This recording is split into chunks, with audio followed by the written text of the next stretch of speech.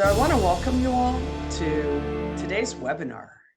The topic will be highly sensitive people with Gabriel Gonzalez. Gabriel, thank you for joining us. Thank you, Liz. I'm excited to talk about this subject with you. Awesome. So let me introduce Gabriel.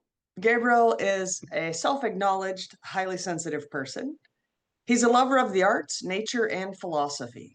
He has a master's degree in counseling and an undergrad in religion from a Catholic university. He spent 20 years working in Houston's corporate environment, and his approach to counseling is non-directive, encouraging, and uplifting. He considers his highly sensitive person traits as an asset in his vocation as a parish counselor. Welcome again, Gabriel. Thank you, Liz. Thank you. Awesome. Well, I have to admit, I wasn't introduced or familiar with this topic at all until you introduced me to it. So this is going to be cool. Right. I'm excited to hear what questions you have. And so, who or what is the highly sensitive person? So a highly sensitive person is just a person with those personality traits. It's a lot like when we categorize personality traits as far as the big five personality that everyone's familiar with, like openness, conscientiousness, extroverted, agreeableness, and neuroticism. So just along those spectrums, except for being highly sensitive, they have a different acronym, which is the D.O.E.S, which is depth of processing, overstimulation, and emotional reactivity or empathy. And then the S is for sensitivity or sensitive to subtle stimuli. So using your senses, those are the five senses that we all have. So a person with highly sensitive personality traits have those traits specifically at a greater spectrum than I guess maybe others have noticed. I like to use the analogy of like volume control. So imagine like say for your hearing, someone who has sensitive hearing obviously would be able to hear things. So along those lines, people with very sensitive to light, very sensitive to itchy clothes, those senses, but then also applying that same concept to thinking and emotions. So it makes you takes more time to think and has more fluctuations in emotions. Okay. So would that still encompass people who get told like, hey, you're too sensitive? Right. That is the That would be normal like way one part of people it. say, yeah. When someone else notices that someone's, highly emotionally reactive, which was the E part of the D.O.E.S, it's, well, they're too sensitive. Or Okay. you cry a lot. Well, you're too sensitive. Well, and that just means, well, you need to have thicker skin or something like this, which is Okay. a negative connotation because as we know, it makes the other person feel like their emotions aren't being validated. Mm-hmm. And so it's Yeah. making you feel bad for having emotions, Okay. something along those lines. Yeah. We definitely don't want to be telling people that, but I'm sure highly sensitive people get told that pretty often. So Right. yeah. So what does depth of processing mean? What does that Okay. mean? So depth of processing would be taking more time to think. I've heard that it's kind of like, well, for me personally, it was more like overthinking. When someone's telling you, oh, you're overthinking it too much. Well, you're just taking your time to come up with the best decision that you can, and you kind of find a different ramifications of what might happen. So you take more time to where you feel safe with the decision that you make. So what does that look like? It looks like somebody's overthinking or thinking too much, right? Okay. So you take a Yeah. depth of processing because what you think about matters and the decisions that you make matter deeply to you. Mm-hmm. What about overstimulation? What is that? That's probably the one that I notice most from my clients. When I hear someone say, I get overstimulated, it piques my ear to say, I want to dig deeper into this. Overstimulated could be, look, it could appear like social anxiety, large crowds, loud places, a lot of visual stimulation going on, or even you're in a quiet space and then you can feel the tensity of things going on around you. So it's a little bit of a sense, it's a sensory thing, but it's how do you describe something that you know you can feel something that's going on. You feel tense, right? Or you Okay. feel erratic. Something's going on and it's throwing you off your center. So people that are HSPs are more attuned to that. Okay. Okay. And then I think you described emotional reactivity and empathy already, but Right. it's So, yeah, the emotional reactivity would look like someone who is more empathic. And these are the nurturers, the caregivers, someone who knows, I know that you're not feeling well right now, so I want to be there for you. Or you can notice the other person's feelings just when they're, on the other side of the room. You notice Mhm. them and you have some sort of connection that says, I know what's going on there. So that's leaning maybe even towards an empath where you start to absorb those people's emotions a little too deeply, right? Mm. So you might have heard some of these terms used in different ways, but the context of the D.O.E.S, highly sensitive person, kind of puts them all together. Yeah, absolutely. Okay, and then the last one was sensitivity to subtle stimuli. So I'm just making you go Yes, through these a little bit one by one, but what is the last right. one? So what does that refer to? So I think the most prevalent one is your eyes, right? The senses that we Yeah, use the most, right? So this is sensitivity to fluorescent light versus daylight. If you're yeah, in a room like I was, again, like you said in the introduction, 20 years living in a cubicle, I was not a happy person. So I needed to go outside. And there is a big difference between the gray light or blue lights that you get from modern LED, LCD, CD lights versus a soft white, which is like I have this little orange lamp on me right now, which makes me feel it's a warm, soothing color, similar to what you would get at a sunset or at a beach. So light affects people that are highly sensitive to that more so than it would be to other people.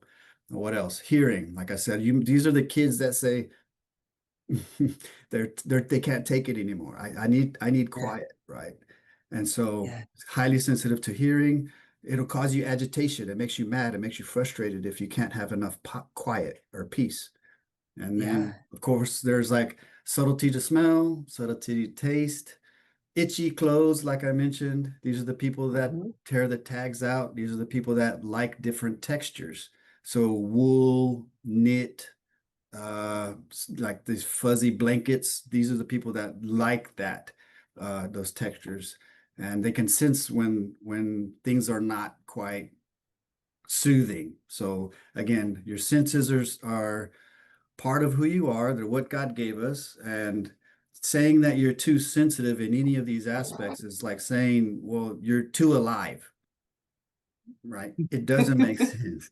So I try to use that analogy of, you just have a finer tuned, sensitive instrument, which is your body, and you're Mhm. finer tuned to your environment. And so you need special way of self-care. Yeah, that's a great reframe, right? That's awesome. So what are some pros and cons of being a highly sensitive person? We kind of Okay. dipped into it, but yeah. Right. So the pros would be you would have a more in-depth relationships, in-depth experiences.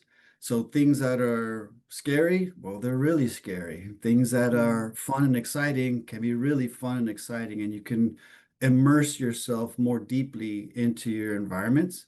Another pro would be uh, you're moved by subtle things like music, again, a beautiful sunset, uh, listening to birds chirping in the morning. You can sense the how good you feel when you hear the raindrops. So people like this might be uh, familiar with having a white noise machine or the rain machine to help them go to sleep.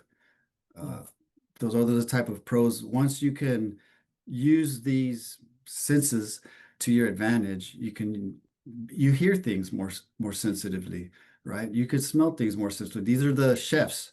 These are the artists. These are the poets. Mm. These are the painters. These are the musicians. Mhm. That's really interesting. I as you're talking, I'm like, hmm. I hate the white noise machine because I can hear when it repeats Oh, and yeah. gets to the same Yeah. And you don't have to point. be high on all of the senses. So for me, it's mostly visual stimulation. I don't Okay. care about sight, smells, sounds. I'm horrible with taste. I'm not a good wine taster. It all tastes the same to me. So everyone is, again, on a spectrum with all of these traits. Okay. Okay. So it's not that you have to have all of this. Right. Yeah. Also, it sounds like, well, let me, I don't want to deviate before you answer. So that was the pros. What are the cons of having this highly sensitive person part? So I'll go back to the depth of processing. One of the cons would be, it takes you a long time to think about something. So that can cause some analysis paralysis, fear of taking any direction, any decision, and leaving that up to others because it causes you too much stress or anxiety just to spend too much time thinking about it. Um, you can also be more likely to have lower moods because when things get low, again, you feel the lowness a little heavier than other people who can just snap out of it a little bit better. What else does that look like? The cons of having overstimulation too much could Mhm. turn into social anxiety, could turn into panic attack in worst case Mm, scenario, right? Too much stimulation is not good. You can't process it at the right time, so you need time to get away from that stimulation.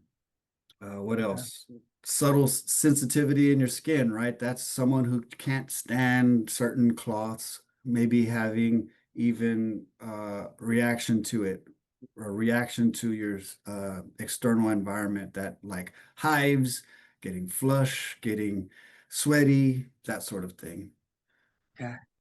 How does it affect relationships? Right. So I would lean on the good side that a highly sensitive person will be more emotionally attuned to their Uh, partner. They would also be more affected by their partner. So maybe a caution there would be to watch out for being too dependent or going into codependent relationships with someone who's more anxious, kind of needy sort of personality. But with relationships, you would be able to, again, you know, these are the people that wear their heart on their sleeves. These are the people that fall in love with the perfume or the cologne or, the person's hair, just rubbing your fingers through your hair because you like the sensation, or them rubbing your hair because you like that sensation, right? So it's your relationship can be, have that intensity, the romanticism, turn the volume up on all those senses because you're able to attune to them, tie into them, connect with them on an emotional level, on a physical level, everything that you'd be looking for in a relationship with someone. Just a highly tuned person would be more receptive. mhm. So if you're looking to to find someone who's romantic, look for a highly sensitive person. Yeah. Yeah. So it will be the one that likes to smell your hair or smell the roses or what, smell a candle. I love smelling candles, Yeah. that sort of thing. That's cool. That's cool. Well, let's think about how does being a highly sensitive person affect somebody's own view of themselves, maybe, or um, yeah, if it does it affect their self view, maybe? Yeah. One of the things that, again, that come with the emotional awareness and depth of processing is that inner monologue. And and you hear negative things, they call it the inner critic. And so Hmm. HSPs can have a very loud inner critic. And it's very important for HSPs to understand what their critic is saying and where that critic is coming from. Maybe they're trying to say something that's actually helpful, and maybe what they're saying is very hurtful. And Hmm. if you're words of affirmation type love language person, those words can be very hurtful to yourself and you feel them deeply. Hmm. And then you can also flip those words to be positive. So an HSP can are very good at positive reaffirmations. You would get the high just as you would get the low from how the conversation you have with yourself. Mhm. What else? I don't know if I answered the question there. Yeah, I think it sounds like if we're highly sensitive and being highly sensitive isn't necessarily considered it's sometimes criticized in our society, right? We want to be the tough guy, especially men. Maybe women get off with it a little easier, but especially if you're a man and you're highly sensitive, then it'd be very easy to internalize the things that you've been told Right. throughout your life. Maybe, quit crying, shut up and take it. I'll give you something to cry about, or those kind of things, and so then we could develop an interior dialogue that's really harsh, like, just shut up, just be a man, just deal with it, get over it, right? Right. And in that But case, right, they take we things keep too hearing these personal. non-validating comments, and it can turn into that negative dialogue that really turns it towards ourselves and starts beating ourselves up. Mhm. And so that's the last thing you would want to have, for anyone, but for a highly sensitive person, it would be, I guess, again, more intense. Yeah. One trick a therapist told me one time was turn the volume down on critical Liz. So Oh, just yeah. like, I mean, I guess we don't have radio dials anymore, but like, I guess you do in your car, but like turn the volume down.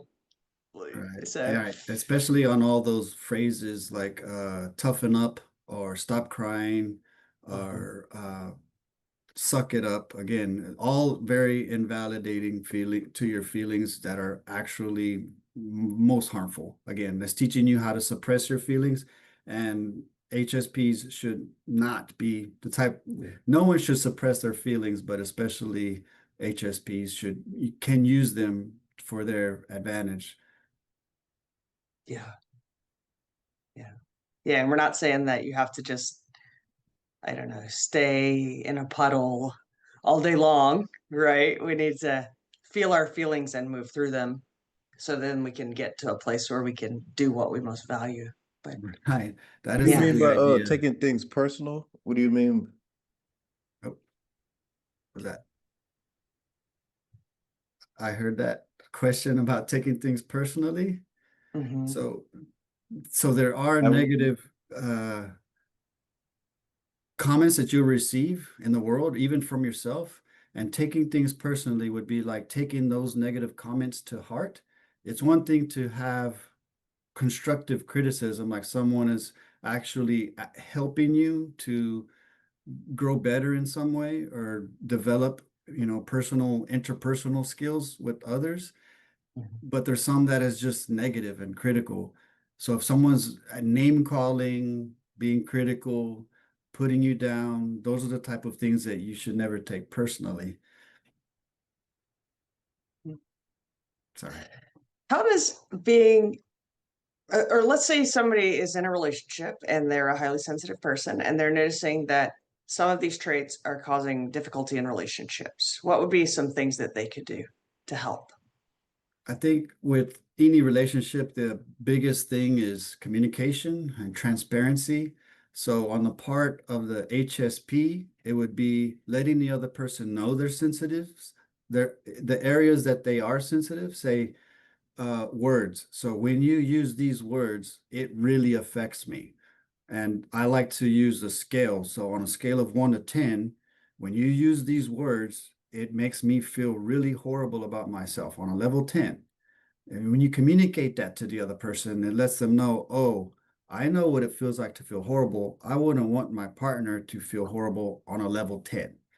And so that's one thing, to be transparent with the words that you're using and to be accurate with the actual emotion that you're feeling and saying these things that I feel really intensely, right? And I can use them to love you better, or you can use them to hurt me more, right? And so let's say like in a relationship again, so besides communication, there's also the attunement part. So the HSP can tell when that other partner is stressed out a little bit better, when maybe that person realizes that they're stressed out. So you can stop them and go and say, hey, I think you're really stressed out right now. And it gets the person to take a step back and realize, yeah, you're right.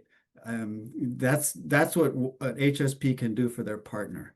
And as far as maybe like for what the partner can do for them, again, if you tell the partner, I like it when the house smells good, guess what? The other partner can go get that scented candle or or what have you. Right. Yeah. What about physical touch? Is that Okay. helpful or? Yes. I was hoping you'd go there. I was like, because yes, when it comes to your touch, there's temperature, texture, and pressure. Oh, Yeah. Oh, where does those things apply in a relationship? All the time, right? One thing I try to share a lot is that the power of touch, just holding hands, is more important than sex in a relationship.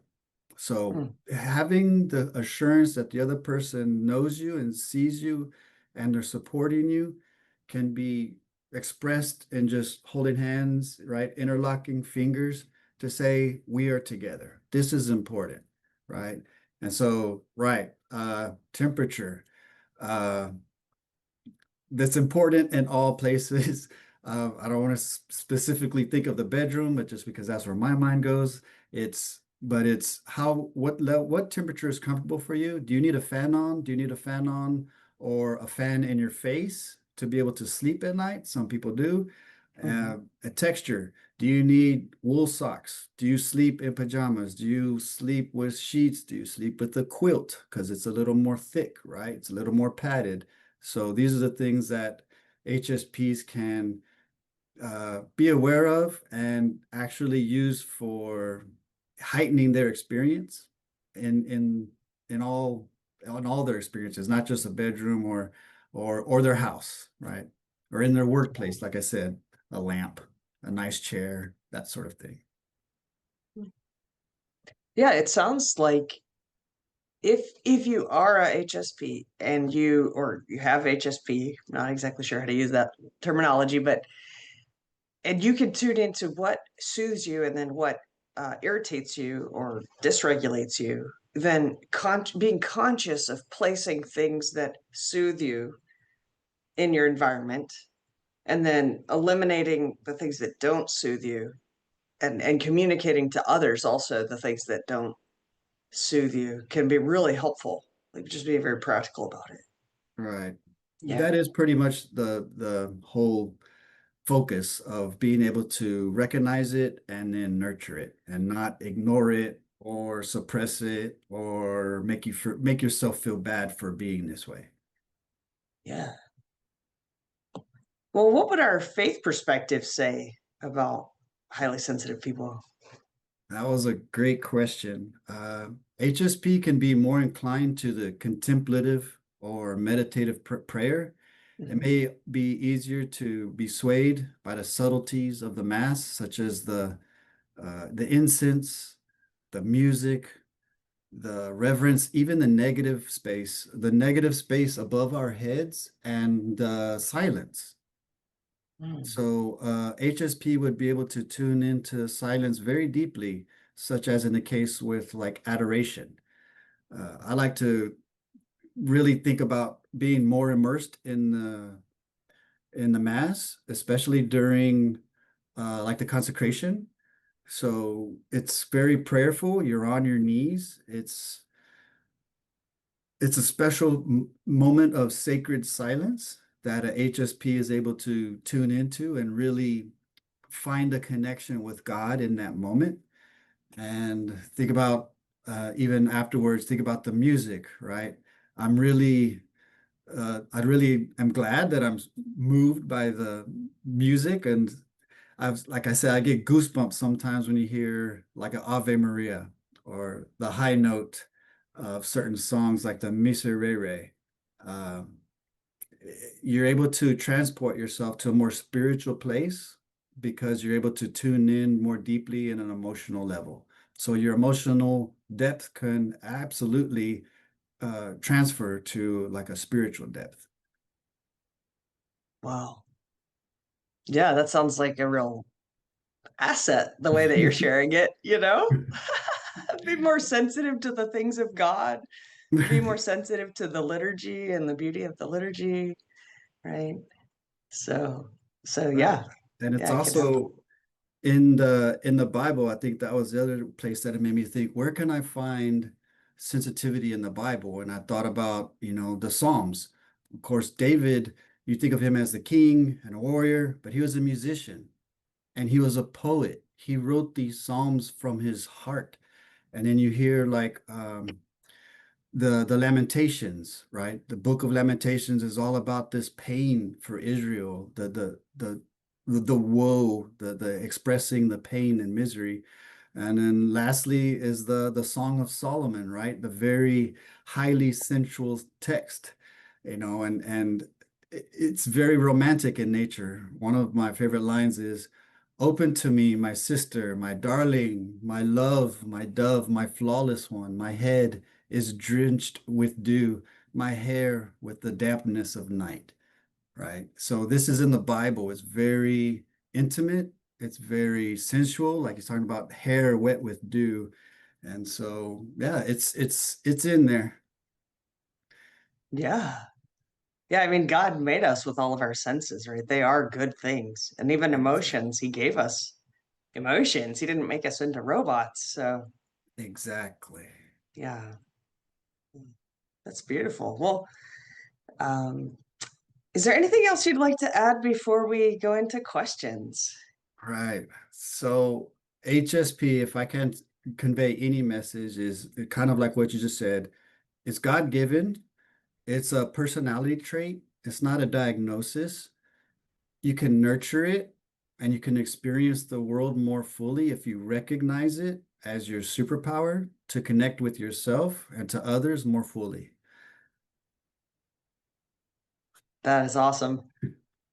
I think I'm one of these, Gabriel. Yeah, Even though you and I are very different. Yeah, I think you so. catching me? Yeah. Right. So, oh, and another thing is obviously, right, I'm a man.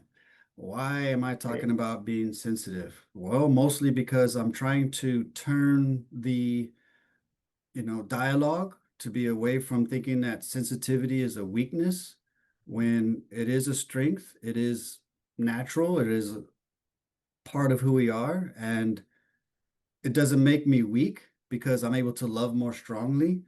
Uh, I can use passion as a weapon, of course, if I'm fighting for something that I love, if I'm using my energy towards something like running or say like martial arts, I'm going to use my passion, my strengths, my anger, my everything that is a part of who I am, and I'm not going to suppress any part of it.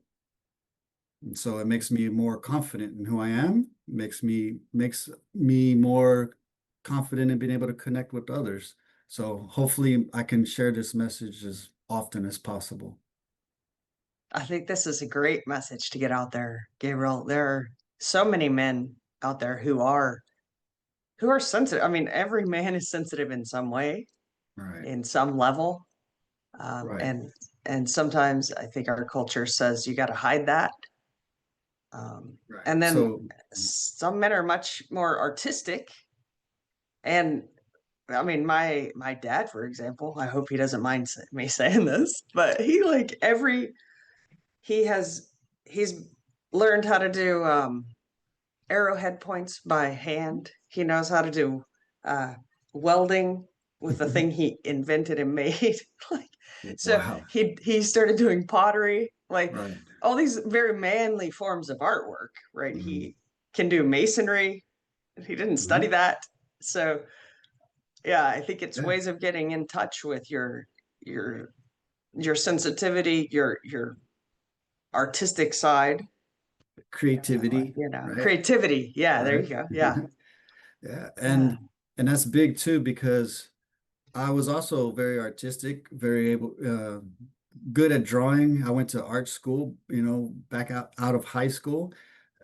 And I didn't know what to do with being able to write like poetry and love music and love art. And for the longest time, I just thought there was something wrong with me, right? I would had high emotional reactivity, and then I also had a high depth of processing. So I was the one that what that my mom or people would tell me, you think too much, you're overthinking it, you're getting too much inside your head. And I thought something was wrong with me. And and again, society teaches this emotional suppression to young men, and it comes out, there's actually a word for it called normative male alexithymia. So alexithymia is normally what happens with people who are on the autistic spectrum, that they're unable to connect the emotions with the words that they're feeling, or sometimes they have the flat effect. So they're excited, they just can't express that they're excited, or they're sad, they just can't express that they're sad. But normative male alexithymia is when men who have normal emotions don't know how to say anything other than mad or sad. And anything in between, they're confused and frustrated about. And so they handle it in negative coping mechanisms. So, again, another reason why I wanted to become a counselor, another reason why being HSP and being aware of it is very important. Yeah. Well, actually, so let's roll into questions now. We will continue recording just because I've found that the questions that come out of this are really amazing. If someone is uh, wanting to turn on their camera so that you can ask the question in person, you can do that. Otherwise, you can put them in the chat. And I also have a list of the questions that were already submitted. So rolling with the question that you, or the what you just said, Gabriel, about autism. So the sensitivities, the physical sensitivities that you were mentioning, when you were mentioning them, made me think of some of the sensitivities that a person on the autism spectrum also has. But so, yeah, there are some differences because a highly sensitive person is also more social, or what would be the difference? Right. It would be to a lesser degree, and it would also be the functionality, right? Are you able to function and kind of pull yourself out of it at certain times? Like there's that balance between logical and emotional, and you could use your logic to pull you out of over emotionality, but also use your emotions in a logical way.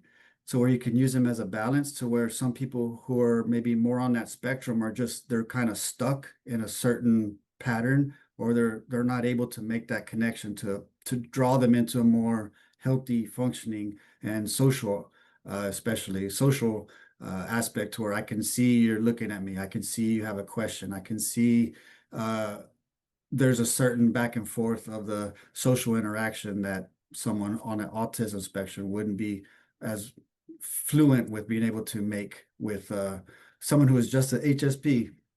Mm-hmm. Wow. Yeah, it makes sense. It's like the physical sensitivities would be something similar, but the Mm-hmm.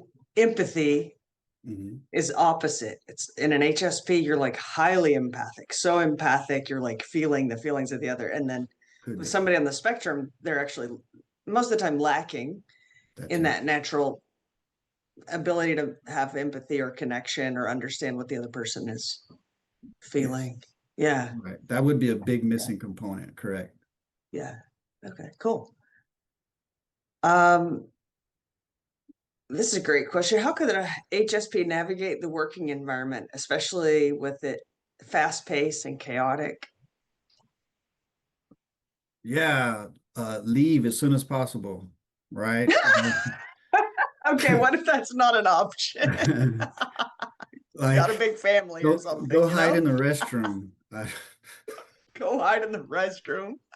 Right? So this would be the person that goes out to their car and listens to a song for a quick break, or goes for a walk at lunch. Also, Yeah. maybe headphones to maybe cancel that noise that from the office space, or maybe again some soothing music. Also, their environment, right? I have a lamp. The lamp is helpful. the soft light is different than the harsh light. It will make a difference for someone who is an HSP. Also, little things from home, right? The pictures of your friends, things that people normally put around their desk. In a fast-paced, chaotic work environment, it will have an effect on you. I can only stress trying to find as much downtime as possible, even if it's incrementally throughout the day, just to, keep you centered, keep you on, doing the best that you can do in that situation. If somebody wants to do more research into this topic, do you have any recommendations on authors or reading material or? Right. The main doctor on this would be Dr. Elain Aron. That's Aaron with one A. And I also picked up a helpful workbook from April Snow, who is an LMFT, and it has all the tools that I've been, trying to research on for myself and for my clients, and it really does focus on how to best utilize your self-care, that is tailored to your sensitivities. Okay, awesome. I think we'll all be checking them out. Mhm. How do you think that highly sensitive people can contribute to the life of the church or maybe their faith community? Oh, well, these are the ones that are there for those quiet moments. Again, these are the ones that will easily pray a rosary for you because they're used to that quiet time. They're okay with the quiet time. They're the ones that are lighting the candles and praying for you in adoration. They could also be the ones in the choir. They're the ones that are playing the music, right? These are the ones that are reading because they've learned to use their voice as an instrument for others, right? So they're around us. The amount of HSPs in the population varies between 15 and 20%, and that includes men, right? Mhm. What else? Cool. Someone asked the question, I think it's really valid. Can our emotions, desires, feelings be invalid or mislead us if we misinterpret them?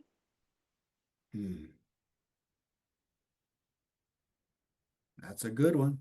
I love good questions. So I think I wanted to make that distinction between the feelings and emotions. So the emotions are the experience, what your body is stimulating. And then the feeling is how you interpret that stimulation of what your body is feeling.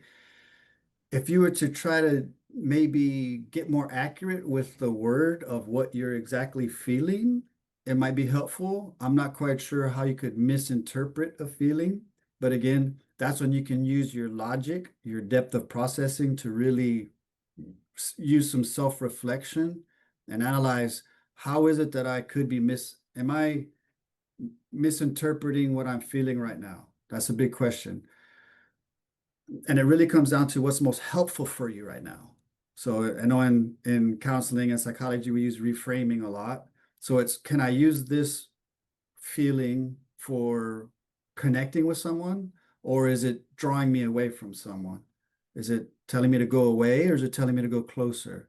And that takes time. It takes maybe even some talking it out with someone to help you get a better understanding of what you're feeling.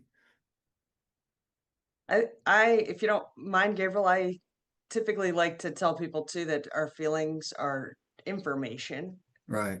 They're giving us information about what's going on in our environment. And Right. so if somebody did something and then I felt angry or upset, then that's giving me information that whatever the person did, I'm not okay with.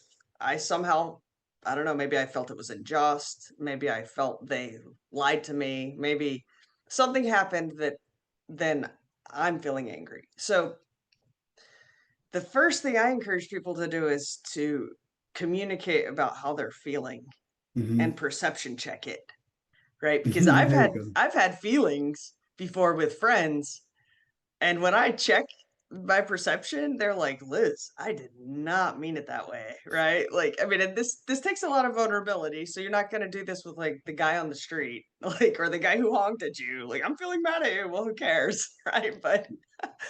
But if I care about the relationship, then I go to my friend, I say, hey, when you did X, I felt angry. Either I need you to do something different, or could you explain why you did this thing, And I have been shocked when the other person comes back to me and they're either like, oh, Liz, I had no idea you would get angry about that. Or they explain to me why they did the thing, and then understanding them, I don't feel angry about it anymore. Right. So yeah, I guess feelings are information. Right. We don't like to say, we do like to say that there's no wrong feeling, but as you say, it could be a wrong interpretation of a feeling, which is what I was, yeah, also, you said it better than I did. Yeah. Yeah. And then I guess I also like to say that we can have the feeling, and that's information, but then what we choose to do with the feeling. Like, it's different to communicate that I'm feeling angry by saying I'm feeling angry about the fact that you just did blah, or act out my feeling where I cross my arms, give them an ugly look, stomp out the door and slam it. Like that's acting out my anger. Right.